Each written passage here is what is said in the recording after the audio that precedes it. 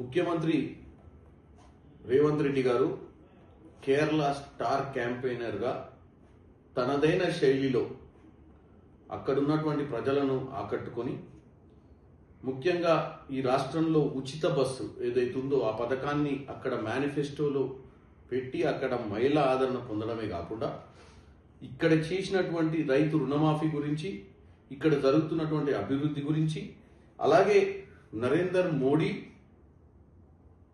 Communist అని, అక్కడ ఉన్నటువంటి ముఖ్యమంత్రి విజయన్ గారు కమ్యూనిస్ట్ అని, ఇద్దరు కూడా ఒకే తానులో ముక్క అని అక్కడున్న ప్రజలకు చెప్పే విధంగా చెప్పి ఎన్నో కార్నర్ మీటింగ్స్, ఎన్నో పబ్లిక్ మీటింగ్స్ కూడా పెట్టి అక్కడ ఉన్నటువంటి ప్రజలను ఈరోజు చైతన్యవంతులు చేసి యూడిఎఫ్ ప్రభుత్వం కేరళలో రావడానికి రేవంత్ రెడ్డి గారి కృషి ఎంతో ఉంది. దాంతోపాటు ముఖ్యంగా అక్కడ కేరళలో అక్కడున్నటువంటి భాషలో నీపో మోనే విజయన్ అంటే యువర్ టర్న్ ఈజ్ ఓవర్, నీ సమయం అయిపోయింది విజయన్ అని ఒక పంచ్ డైలాగ్ ఆ రాష్ట్రంలో 2 రోజుల హెడ్లైన్స్లో ఉంది.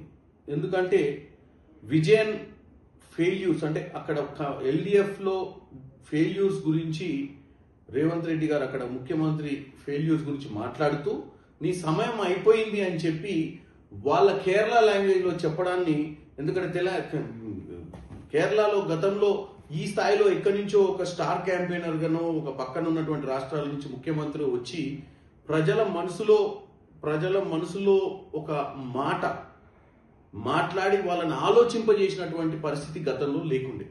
సో ఈ యొక్క రేవంత్ రెడ్డి గారు స్టార్ క్యాంపెయినర్గా డెఫినెట్గా మొన్న జరిగినటువంటి ఎన్నికల క్యాన్వాసింగ్లో ఈరోజు రిజల్ట్ వచ్చింది.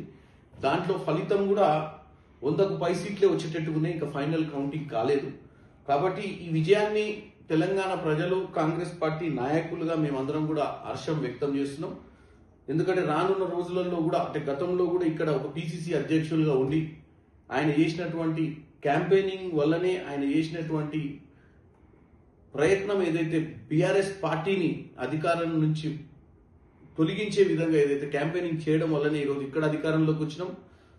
స్టార్ క్యాంపెయినర్లు కేరళలో కూడా అధికారంలో తీసుకొచ్చే ప్రయత్నం రేవంత్ రెడ్డి గారు చేసిరు. రానున్న రోజులలో ఇటువంటి ఎన్నో ప్రయత్నాలు చేసి ఈరోజు అవసరం ఉంది రేవంత్ రెడ్డి గారు లాంటి నాయకులు ఇంకా కొత్త నాయకత్వాన్ని రాష్ట్రాలకు సంబంధించిన యూనిట్లలో తీసుకురావాల్సిన అవసరం ఉంది. ప్రతి రాష్ట్రంలో కూడా ఒక రేవంత్ రెడ్డిని తయారు చేయాల్సిన అవసరం ఉంది. ఎందుకంటే ప్రతి రాష్ట్రంలో కూడా కాంగ్రెస్ పార్టీ జెండా ఎగిరేస్తేనే 2029 రానున్న పంజాబ్ ఎన్నికలు కానీ, రాజస్థాన్ ఎన్నికలు కానీ, ఉత్తరప్రదేశ్ ఎన్నికలు కానీ, ఇంకా మేజర్ ఎన్నికలు వచ్చేవి ఉన్నాయి. ఈ 2-3 ఏళ్ళలో ఈ ఎన్నికలలో కాంగ్రెస్ పార్టీ వ్యూహాత్మకంగా ముందుకు పోవాలంటే మంచి పటిష్టమైన నాయకత్వాన్ని ఆ రాష్ట్రాలలో నిలబెట్టాల్సిన అవసరం ఉంది. డెఫినెట్గా నాయకత్వం ఈ యొక్క ఆలోచన చేస్తారని మేము కోరుకుంటున్నాం.